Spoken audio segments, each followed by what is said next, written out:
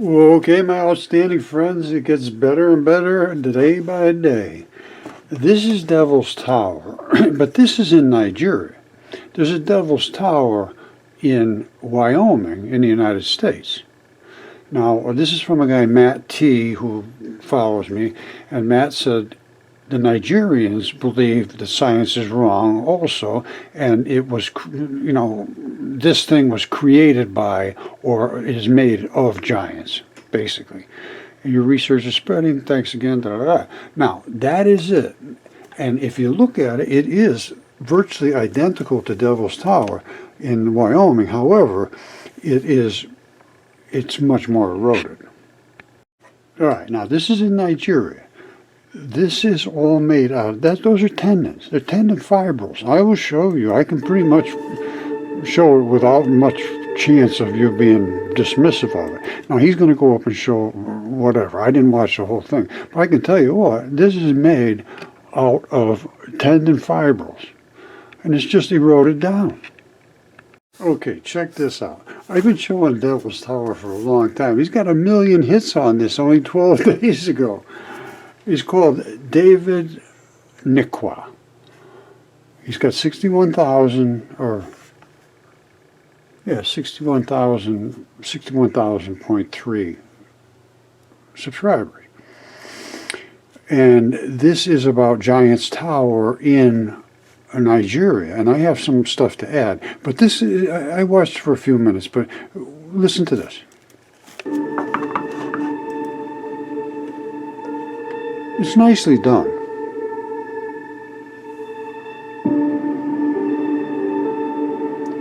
This is steep. These are tendon fibrils.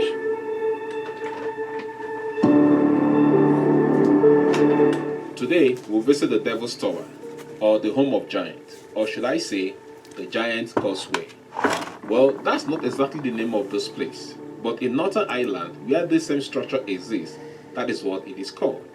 But here in Nigeria, we call this place Dutse Mamaki, an Hausa word that is translated the mysterious rock. This is all the tendon fibrils. All right, I'm not going to stick, with this too long. Now, this was probably a guy's other foot. I don't know. These things were absolutely astronomically large. And let me show you what else is in Nigeria, if you don't believe what you're seeing here. Now, he's showing Devil's Tower here. Look at what is in Nigeria. That's a giant's footprint. And I mean giant. This is on Google Earth.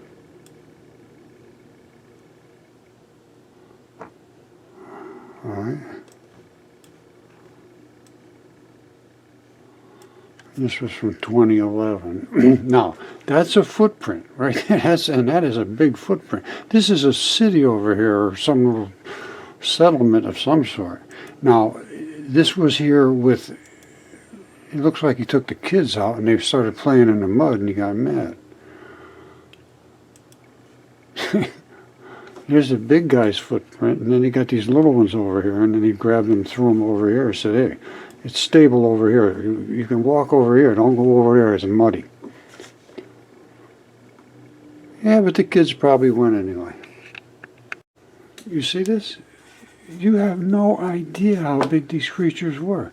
This is what's called an abrupt transition. Right about here is where the tendons they break flat as a pancake. And all this is Achilles heel. Achilles tendon. That's it, this little tiny thing running down here. That is, and I will show you, it's somewhere right about here. It's coming out of the ground. And, hold on. All right, everybody probably has heard of an Achilles tendon, which runs from here down. And it breaks off just as flat as a pancake where it stops, and it may be down here, because there's like 3 different abrupt transitions that I have found in my mud fossils, at least 3, and virtually all of them. So the tendon comes down really tough, and then it gets a little weaker, and then a little weaker, and then that's it. And then the muscle takes off primarily at that one spot, and that's it.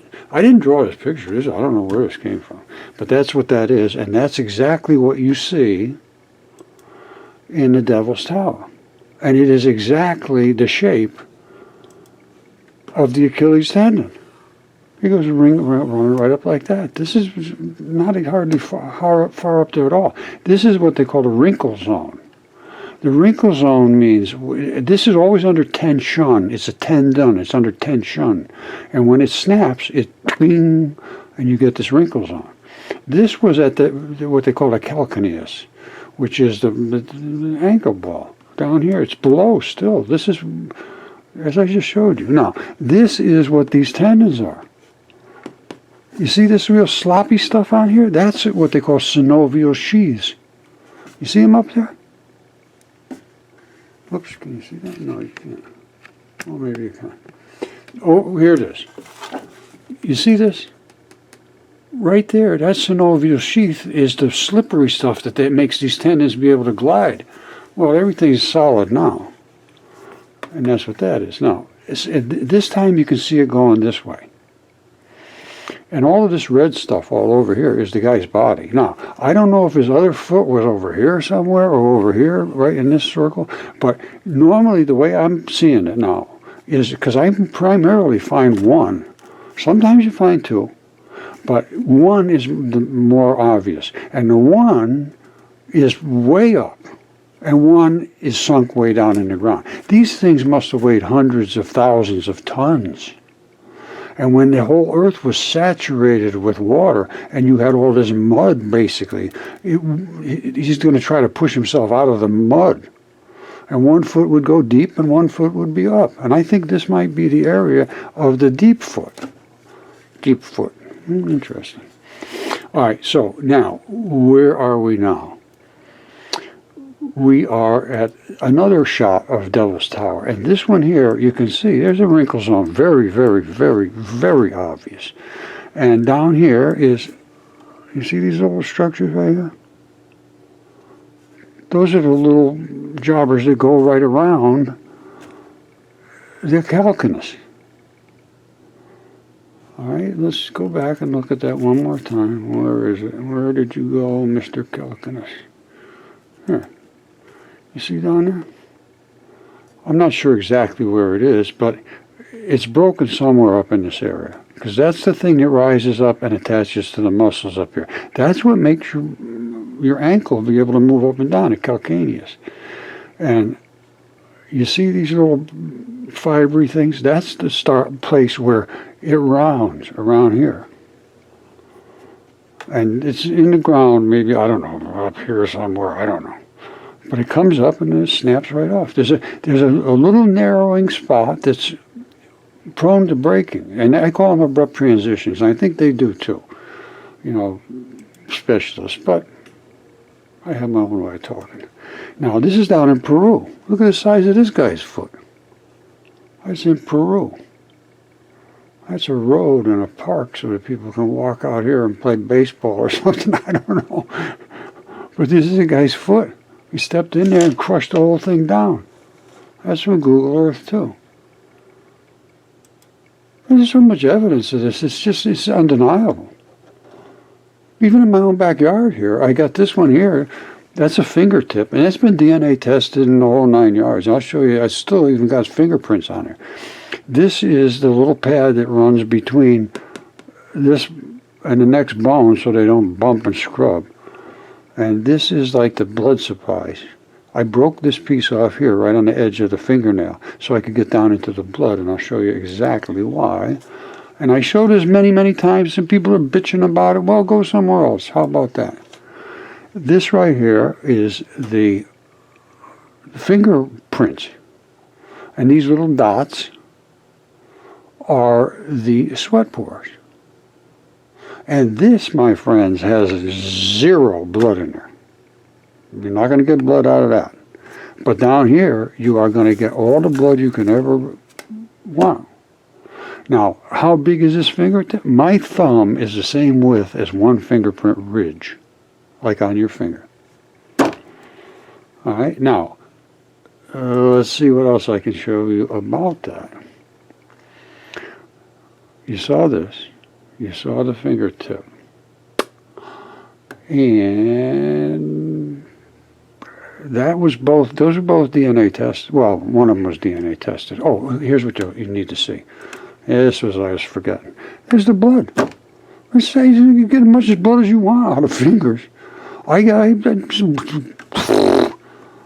You do a transfusion for one of these fingers, they're so big. It's turned marginally hard. It's not hard. The red stuff stays soft and it runs right out when it gets watery. It hydrates very, very, very easily. And this is another one. This is in my yard. The other one I'm talking about too. It's all in my backyard. This one here they dug up when they dug my little foundation for a little room. And this is the grip skin. Remember I showed you the thing I broke off? Let's not, I don't want to lose you. The grip skin is right here. I call this grip skin, call it anything you want. Friction skin, grip skin. It's your real dense, coarse working skin. And there it is right there. It's totally different than the rest of your skins. Keratinized cells. They're made to do some work. They're made to engage. And of course that came right off of the fingertip. I smashed it off. And it just popped right off. It's because it's just a layer of skin. And I showed you the big foot there and all this stuff. And my hand. This is a left hand. There's a tendon running right down here. You see it? See that? That's this tendon right here. You see it? That's it. Your thumb goes off this way. And I have the thumb, well, no, I have, you know, the funny thing is, this is a left hand, and I have the thumb from the right hand. There's no accounting for things. I should go, it's all out there. They dug it, I mean, I got knuckles and all kinds of things from this thing. And that's that little cleave right here. And that's the pad of your, you know, this little pad here, and it runs right down to your little finger. This is only about halfway up to maybe here or maybe here, I don't even know. It maybe isn't even up that far. And there's the grip skin. So, that is, I think it's DNA tested. And the fingertip was CAT scan. I don't know. I got CAT scans of it. I'm not showing them here. And this is when I got upset and I wrote the book about minds in collision. Velikovsky wrote worlds in collision. And this is what I believe caused this event that caused the Mudfossils. It was written about. It's the Great Flood. And Venus almost impacted Earth. That's what happened. The waters boiled, literally boiled, they say. And this is not me saying it. This is Velikovsky saying it from the ancient texts that said it. So nobody's making anything up here. We're using historically documented texts to make the case. And they do make the case, as far as I'm concerned, airtight. Rock solid. Now, what else can I show you? A lot of this stuff doesn't mean much. Well, here, look at the size. That would have been the size of these things. They're showing the people like cowboys and Indians here with wagon trains trying to get away from these things, stepping on them. I don't know. I have no idea at this point how long ago this was. But I can tell you what, everything I have is on the surface of the earth. Just laying there. I really almost dug for nothing. I did a little bit, but not much, not much. Trust me, I'm not a big digger. What else? We saw that, we saw that, we saw that. And here's a membrane. Here, look at this. That's a membrane. They sit around here and they have fire pits in here. This is the lower level of the membrane. 6 feet above is the upper level. I think I show a membrane here somewhere else.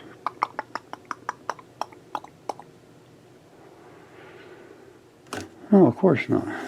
Of course not, Roger. Why would I do that? Hold on. Nope, I did have it right here. See, I just got to learn to look. This is the membrane. That was this lower level of the membrane. This was Tyson out in Oregon, the upper level, 6 feet above the lower level. This you can see through, and else you can see right through that. And these are the channels that allow the bacteria that's supposed to come in and out to do the job. These other things here are the little sensors that go out and they sense around for invaders. This might be one of those sensors. I really don't know. They call them cholesterol channels and all kinds of things. These are, hold on, I think I have it. Yeah, see, well, these are the cholesterol things, and then they got integral membrane proteins and, you know, protein channels to allow things in and out. They won't let things come in that aren't supposed to come in. However, if you don't have the chemistry, you're done. All right, so I'm talking about giants and ancient creatures and everything else, but I'm also talking about chemistry in the body. You know, you can do 2 things at once. No law against it. By the way, I do things over and over and over. I'm sorry, because none of this stuff is accepted. If you picked up on it and you learn from it, good. Go somewhere else. That's fine.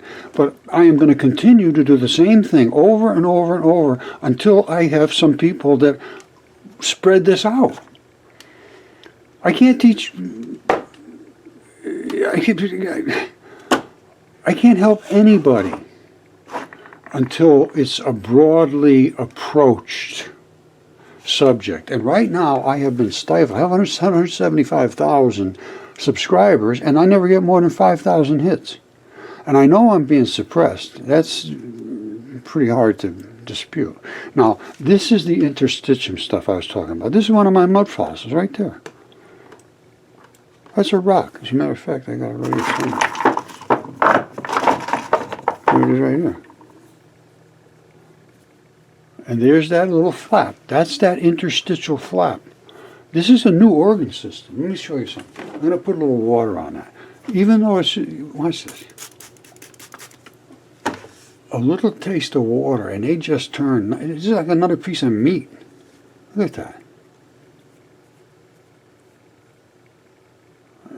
That's this. Now, that flap is what attaches to the next piece of meat that meat meets. And where does that meat meet up with? Well, in the case of this, I don't know where this is, but it could be a lung, it could be a chunk of meat, but that flap is that flap. Now, what is that little line right there?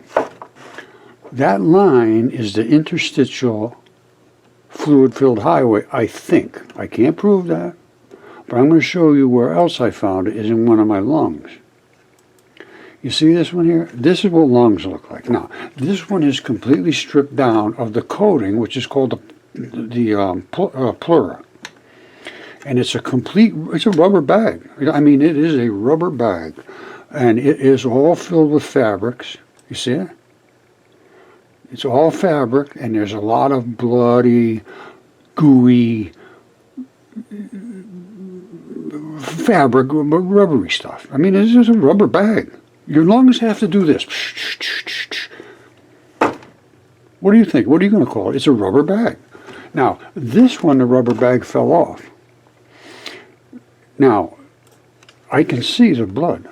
And I tell you, I just found this out, I think it was just today or yesterday, that I was always thinking it must have been laying like this and all of the blood ran down to here, but no. The pulmonary blood comes in here. That's the black blood. That's where it's darker down in here, and there's no red. The red comes in a different area. It's a little bit different than what you see in the lungs. The other lungs have the blue coming all the way down like this.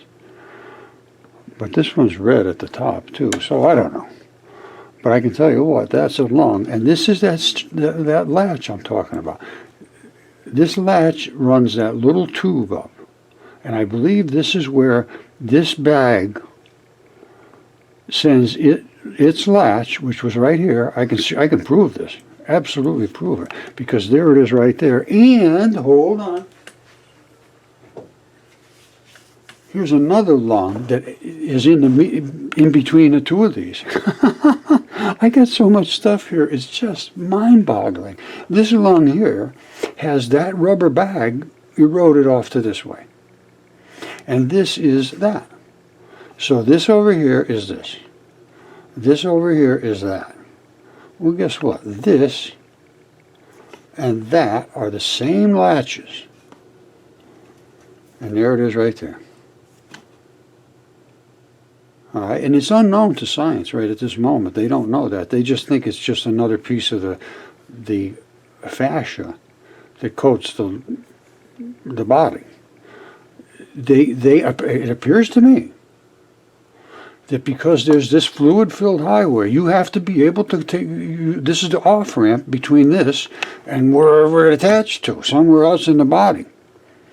And every piece of meat, muscle, all of that stuff attaches somewhere.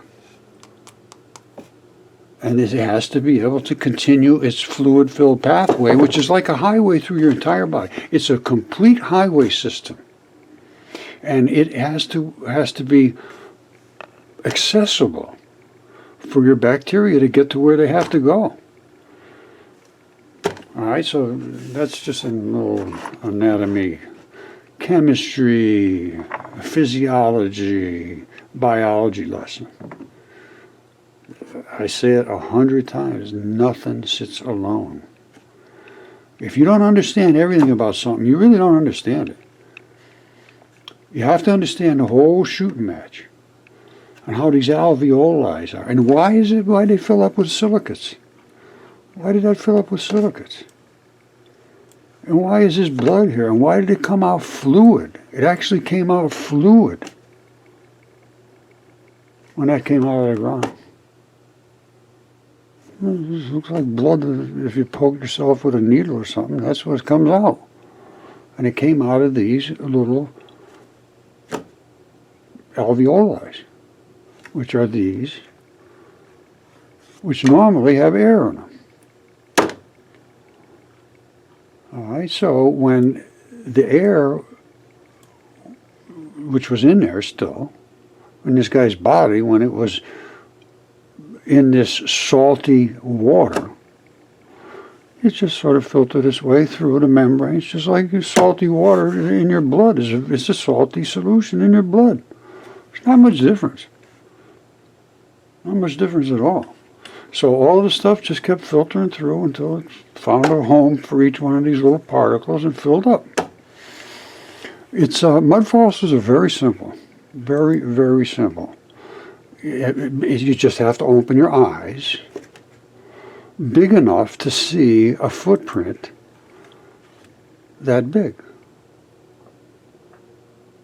And to deny this at this point is basically, it's not good at all. I mean, I don't want to be nasty, but I've been putting this in front of Yale and Harvard and all of these people, and Yale's right down the road from me, and they try to take credit for this kind of preservation, and they say it was worldwide, it was fast, it was salty waters, and it created what they call edicarta, perfect preservation. Well, no, it's mud fossils.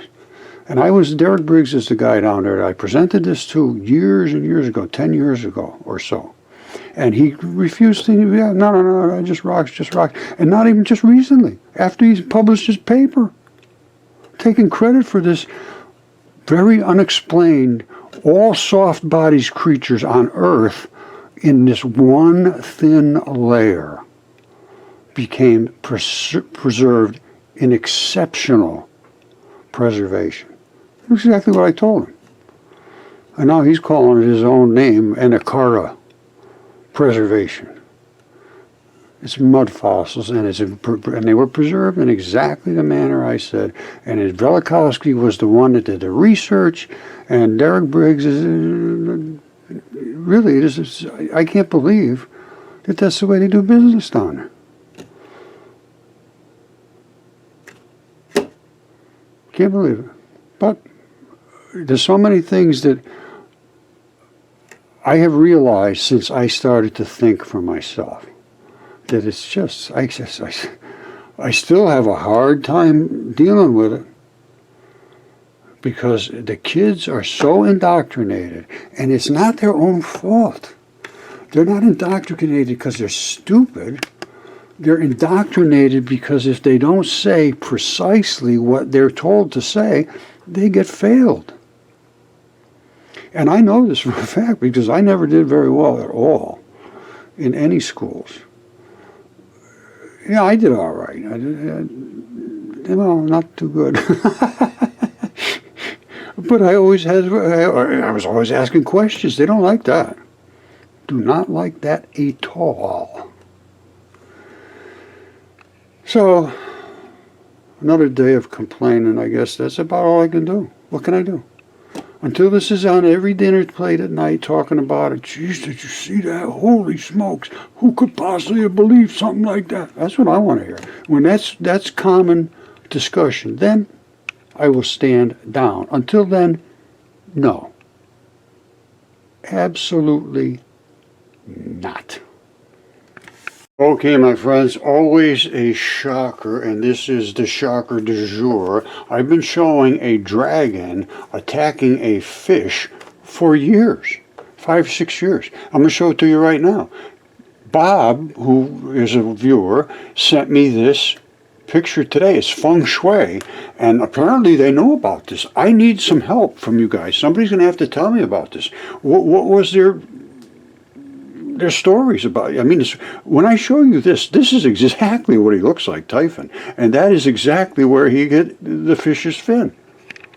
All right, I was just doing some other videos going to show all the mud fossils. It's undeniable now. It's absolutely 100% undeniable. The DNA test, the CAT scans. Anyway, here's the dragon right here.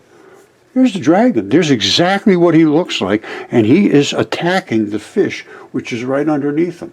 And all of the ancient texts say he had a red flaring eye, had all this unkempt, flashy stuff all over him, and he was spitting fire and brimstone. And here he is, right over the top of the fish. If that doesn't look like that fish, I don't know what to tell you. All they got to do is cut a hole right through there and put a chain on it, and you got the exact same thing. I don't know what to say. Other than they apparently knew all these things, we have no clue. None, zero. We have been brainwashed into believing that everything's just normal, everything's good, yeah, go out every day and have a nice day. And, nobody considers these questions. And all they are is questions. I don't have the answers. But I can tell you what, and Yale agrees, there was a worldwide, well, here's the deal, Derek Briggs's claims.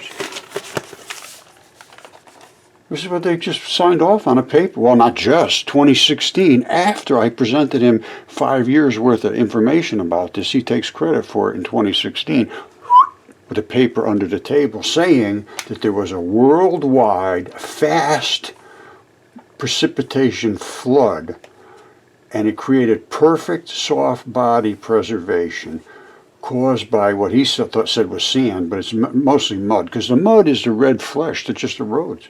It's just like you're still in your own flesh. So the mud caked around all these bodies, and then the nucleophilic invasion happens through the membranes. So the membranes kept working almost. They kept letting in these transition metals and molecules, and eventually all of the body parts became basically stable. As you can see, that's a bone. And I'm going to show you these things in so much detail that nobody can deny it. And like I say, the CAT scans, and we have new species. New species that don't have the same kind of toes as us. Can you see that? These are no toes.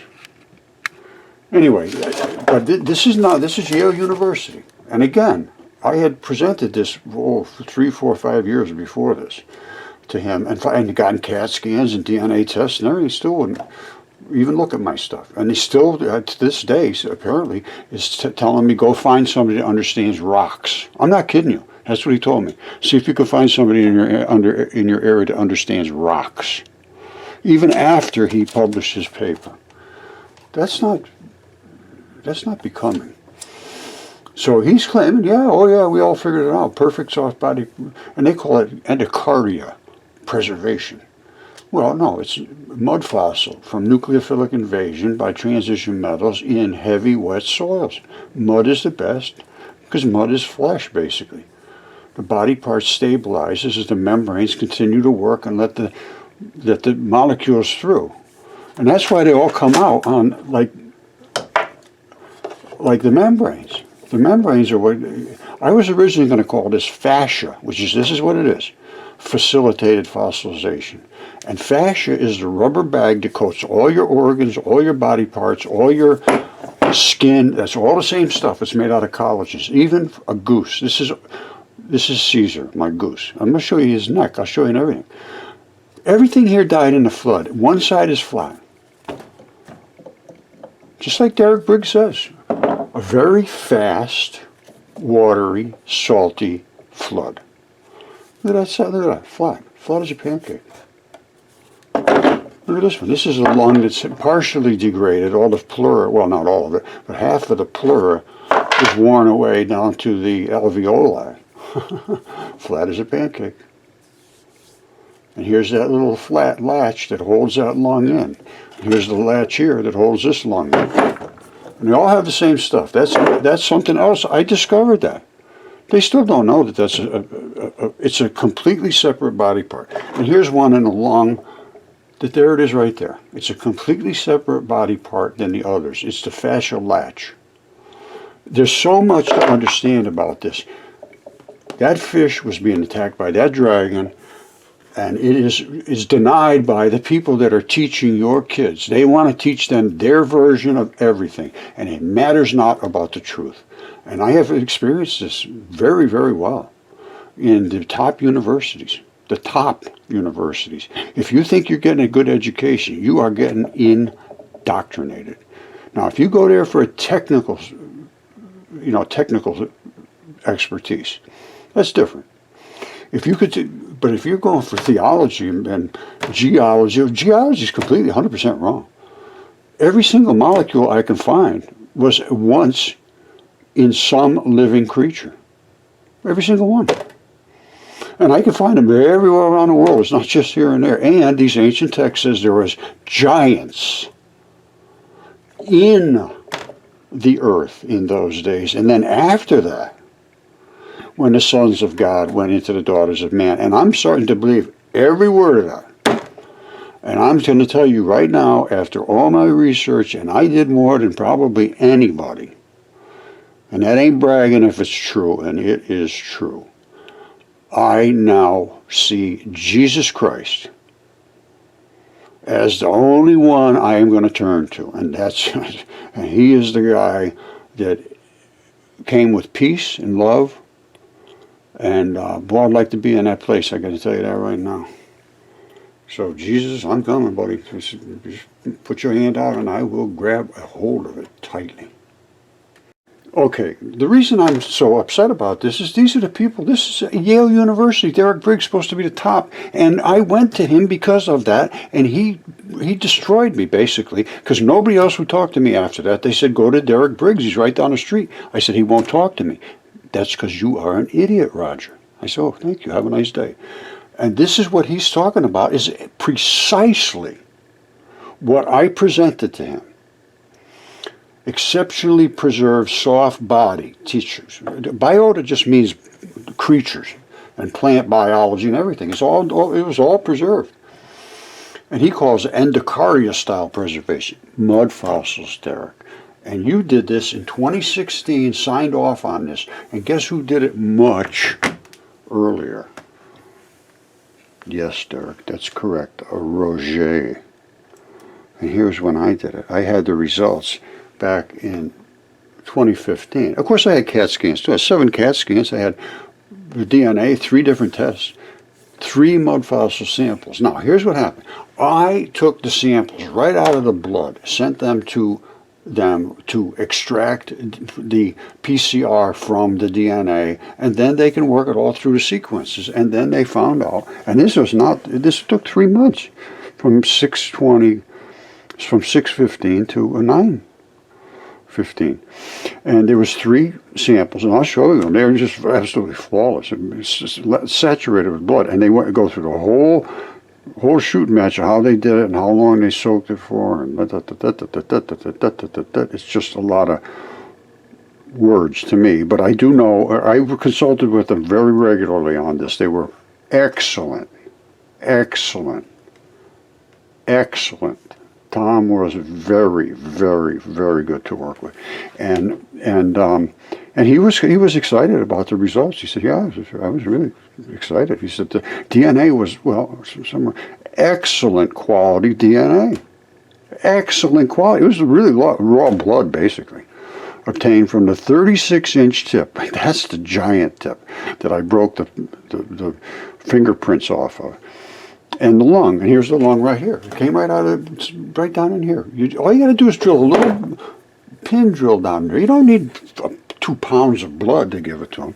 And then they took it, and then they went through all that stuff. And then he sent it off to be going through all the databases, and here's what it was. And I said, are you telling me, absolutely no question whatsoever, that this was a human mitochondrial DNA? He said, absolutely 100% certain.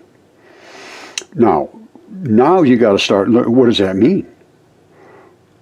Well, it's the mother's side. And mitochondrial DNA is the mother's side. All right, and Tom, if you ever want to watch this, I hope you would, because I appreciate your help, my friend. He was very, very good. And the mitochondrial DNA tells you that it was the mother's side. Now I have something over here, hold on. Where is it about the DNA?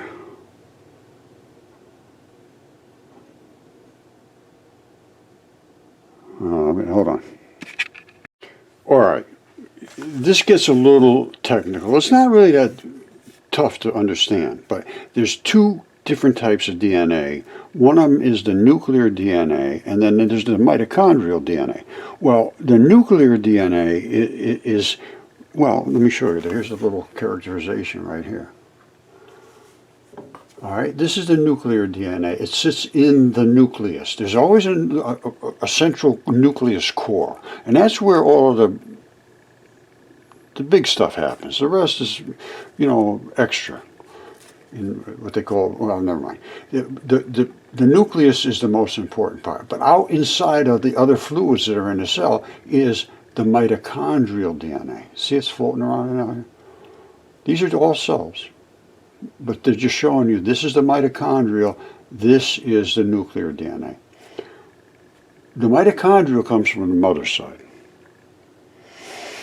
Now, I'm just starting to understand it a little better. I've always just, the mother's side and the father's side, that's the way it is. The father's side, that's why people get all kind of different. And the mother's side, basically, is the way I'm seeing it, is the mother's side is mostly construction codes.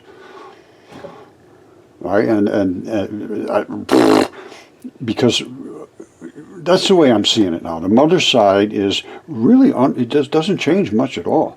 There are several varieties of them that we know of, that were the original mother of certain strains of people, which is a different mitochondrial DNA. And then I think they changed just a little bit. I don't know.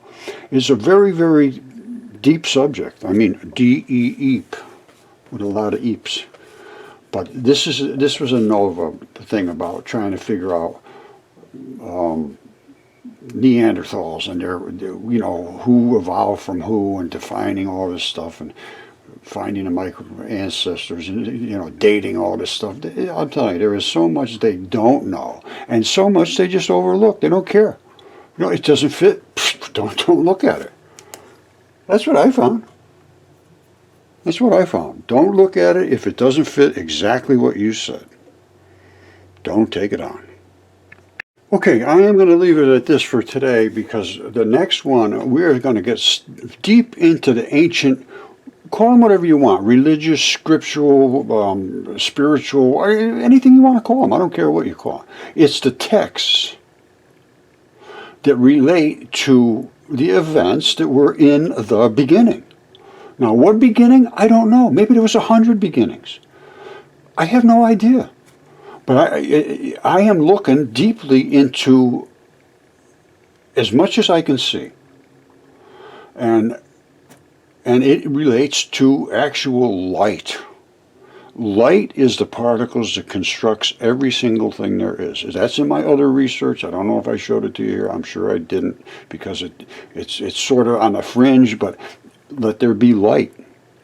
Let there be light. Now, was that the whole universe, or was that the solar system? They both have a point of ignition. Ignition means light, shooting it out everywhere. Everything there is constructed of light. Electron flood theory shows this very clearly, that the only particles that exist are the black and white particles that create light. And there's the muon neutrino and electron neutrino. Electron neutrino, it's a pusher and a shover. It bounces. The muon neutrino, black ball, never changes. Bang, bang, bang, that's it. Never goes. It doesn't absorb anything. The white one, it gets pushed and it pushes back and it creates heat and it infuses into other particles and literally combusts them. That's what light can do. And light, it makes literally everything there is. So, you know, I am really not like a religious person. And then you have to say, well, Roger, what do you mean by religious? Religious means I don't listen to anybody. I'm not going to listen to anybody telling me about religion. Nobody knows about it.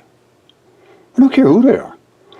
All they did was read some books about it, and they probably think a lot about it. But I got solid evidence. I got the solid, rock solid evidence. I'm not theoretically just. I could come up with anything. I could dream things up all day long. But you do not find dragons in the desert unless they are in the desert attacking fishes. Now, I have shown this so clearly that the only people that can deny this are denialists. People that they have an agenda that says, I am supposed to be the expert. I cannot be shown to be, right now, as far as I'm concerned, they're frauds. A fraud is somebody that denies evidence that shows he's wrong. He won't allow it to be seen. That's about as fraudulent as it gets. This is one from one of my giant fingertips.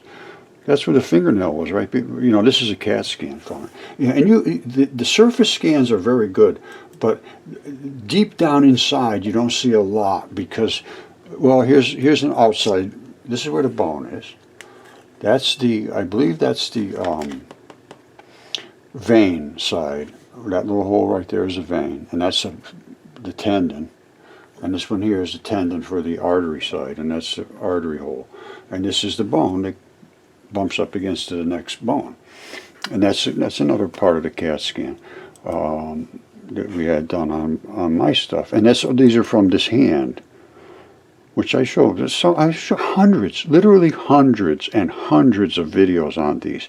And it's so suppressed that I have a core of people.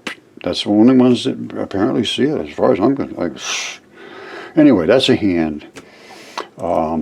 It's time to stop this nonsense and get this stuff out.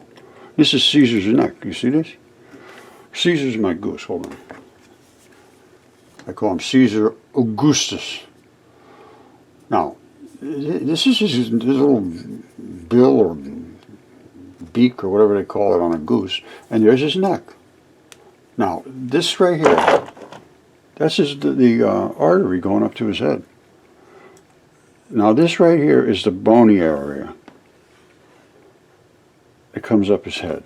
All right, so let's look at Caesar. Right there is the bony area that articulates the head. Right below it, right here, is his throat. All right. At first, I thought this was his throat, but I don't think so. I think this is his throat, right underneath the. This is what basically structural. Now, you see all this black stuff around here? You see it? What that is blood that has been nucleophilically substituted. And it just turns black. Blood is either red or black. The red stuff stays pretty fluidy. The black stuff turns pretty hard. You see this? I think this is one of the tendons over here. And it was laying on his side like this when he died. Same thing they all do. They have a flat spot. And then everything else looks good. Sticking up above, it's all perfect. So they drowned or whatever, and that was where he died, like that. They all have that same sort of thing. I can tell you, this is very frustrating to have all this time go by and just have it literally not allowed. This thing came out of the ground. There's just blood coming out of him. And that's why they're basically flawless. Extreme high quality stuff. There's blood. I mean, I literally have, well, hold on. Well, hold on. Well, here it is right here. Look. This one here, these are lungs. This one here, the blood came right out of the lungs. All those little red spots. That's what they did. They turned into little blobs of blood. So blood, the red stuff is very, very, very rehydratable and fluidy. The black stuff, totally different story. But anyway, I'm going to tell you right now, if you trust what you're being told in these theoretical situations, you better start thinking for yourself. That's all I'm going to say. I don't mean to start trouble. I mean to start truth. And until you start the truth, you are going to be in trouble.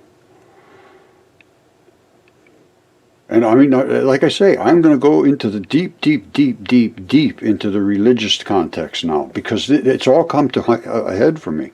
This is what I was meant to find, is that all of these ancient texts need to be re-examined because they've been hidden.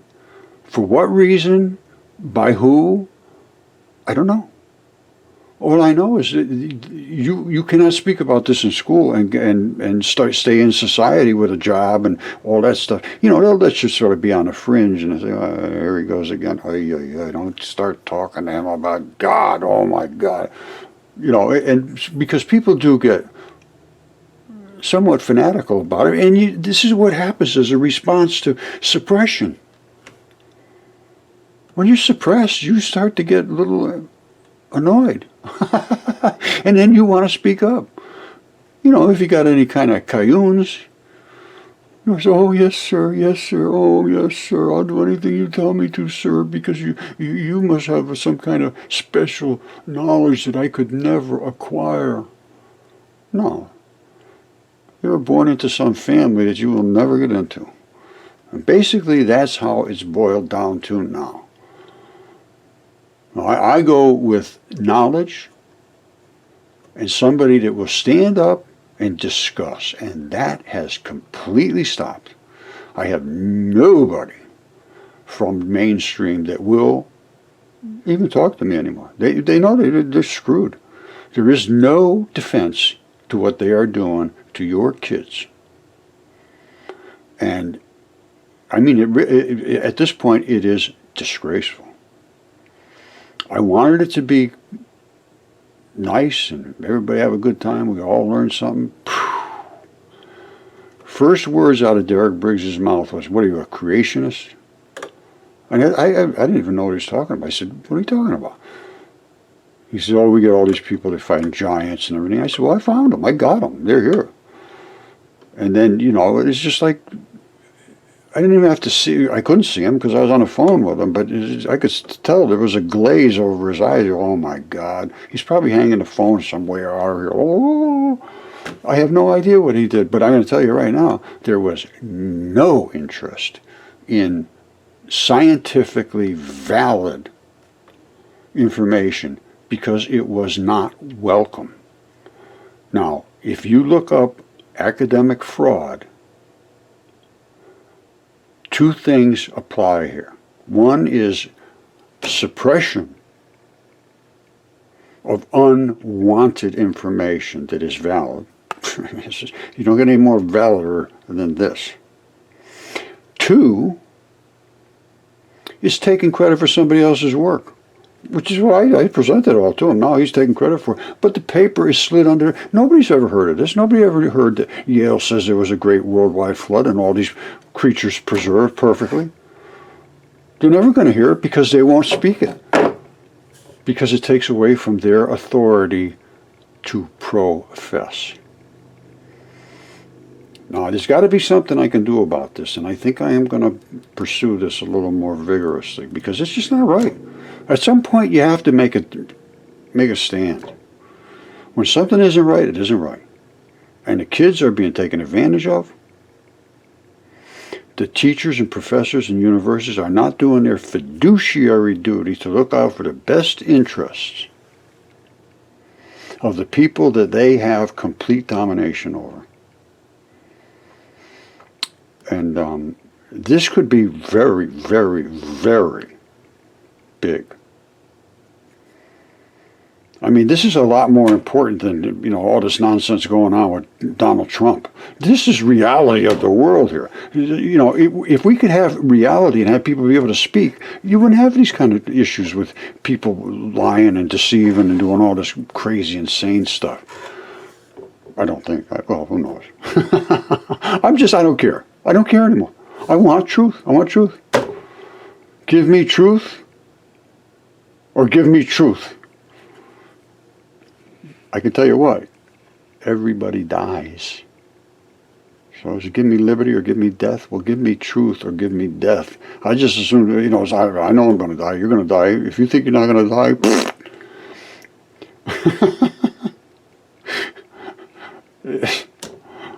now, again, I'm going back to Jesus. He said, if you don't come to me, you ain't going to make it, buddy. So, je ne sais pas, I don't know. All I can do is at that point, you get to a certain point, after you go through all the material, all the text, all the thinking, all the history, all of the possibilities, all of the physics, all of the light, all of the statements, all of the books. You can't tell where God came from. I can't tell. Nobody. I don't even think God could tell you where he came from. How's it?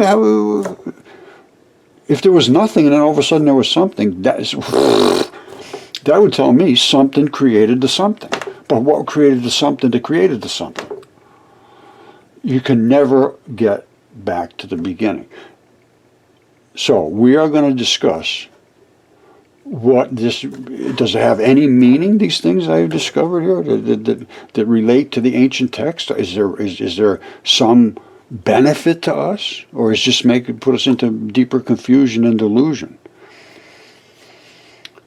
Now I'm going to tell you what right now. I'm going to just leave it at this because this is running very long. But there was supposedly, and how I'm reading it, there was supposed to be 144,000 what they call perfect souls that will start over the new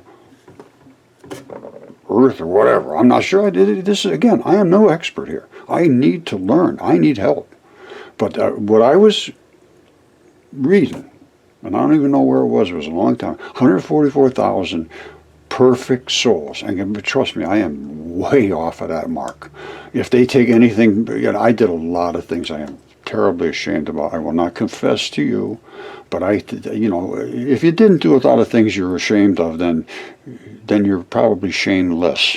Because, it's just natural in life. You do things you don't realize. Everybody else says, oh, do this, let's do that, let's do that. Well, and by the time you're done, you look back and you say, yikes, what did I do? That's what I do anyway. Now, where does this leave us? This leaves us in an exploratory mode. We have to go back to these ancient texts. And I'm talking about Pistis Sophia, the Gnostics, the ancient Greek stories. Everything was converted and changed and so forth. So which one's right? Is the ones in the beginning right? The ones that they changed? Why did they leave Enoch out? He was talking about giants 2.5 miles tall. Why did they leave him out? He's not authorized in the Bible. And when you talk to somebody that's a real Bible thumper, first thing you say, well, that's not Scripture. Or that's not whatever they call it, I don't know, authorized. Well, I authorize what I want to authorize. And I have found so many similarities in so many texts from so many different reasons, precisely what Velikovsky found. He was destroyed for it. But I will not let him be forgotten, because I wrote a book about him. And one of my friends is writing the book over again. Well, I don't have it here. But mine was called Velikovsky. I can't even remember now. Mudfossils, Velikovsky, and Minds in Collision. He wrote Worlds in Collision, which explains everything. It was all explained. No mystery. They destroyed him with as most vengeance as they could muster. That was academia. He had 11 weeks, #1 on the bookshelves, and they forced the publisher to retract the book. It was #1 on the bookshelves. What is that to you? That's book burning. All right, so we're going to go deep, and I mean deep. And I'm going to be talking about, I call it, like I said, call it anything you want, religious, scriptural, ancient history. I'm going with ancient history. Then you can go off on your own and decide what does it mean to you. But we need to look at the things that they're here. They are here. And they were talked about. This was talked about. Look up Apollodorus 1.6.3 and put in Typhon. That's him. Red flaring eye. It talks about all the way across North Africa. And he is on the ancient maps too. We have just been misled and been, they give themselves little titles and little symbols and PhD and this and so forth behind their names, and it means nothing. All they're doing is saying, I can repeat what I was told to say, and I will. So I have no respect for these professors anymore. I don't respect them at all. None of them will stand up. I know they know I'm talking the truth. They cannot possibly be as incompetent as they are displaying themselves as. Like Derek Briggs, go find somebody that knows rocks in your area. He's 20 miles away. You read up his biology, his whatever they call it, his what he does. He says he does all the things I'm talking about. And he's supposed to be the top guy in extremely good preservation. That's why I went to him. And he was, well, I think I've made it very clear how I feel about Derek Briggs and Yale University. Because I didn't just send it to Derek Briggs. I sent it to all of them down there. All of the heads of departments, the president, everybody. I tried over and over and over. I never got any responses other than finally Derek Briggs, after I did a mass mail out, email to Yale University. He sent saying, "Oh, I'm sorry, I didn't respond to all of your emails." No, I still have the same opinion. You just have rocks. And that wasn't that long ago. After he published his paper, I'm sure it was. And like I say, I did it a year earlier, so it's not looking good for Yale or Derek Briggs. And like I say, I'm trying to decide how to handle this, to be perfectly honest with you. But if there's some lawyers in the audience that would like to weigh in on this, what my position is here, I'd be interested. Because what I'd like to see is, maybe get some little money from these people, maybe like $500 million, and start 2 schools, one on the westish coast and one on the east coast. And it'll be an alternative to mainstream theology. I don't care what part of theology you're talking about. Ancient history, theoretical sciences, let's call it that way. And we will display ours. They can come back and say, "Oh, no, those people are all crazy, they're all religious fanatics." Well, what's religion here? This is what's written, and this is what it is. You want to call it religious fanatic? I want to find Jesus Christ at this point. So, Jesus, I'm coming, buddy. I'm on the way. Just leave me long enough to do what I need to do, and then just scoop me right up. Because I tell you, I hope you got a better place set up this time. I know that that was the plan. But the plan was supposed to be for here to make it all perfect too. So I guess we'll just have to try again.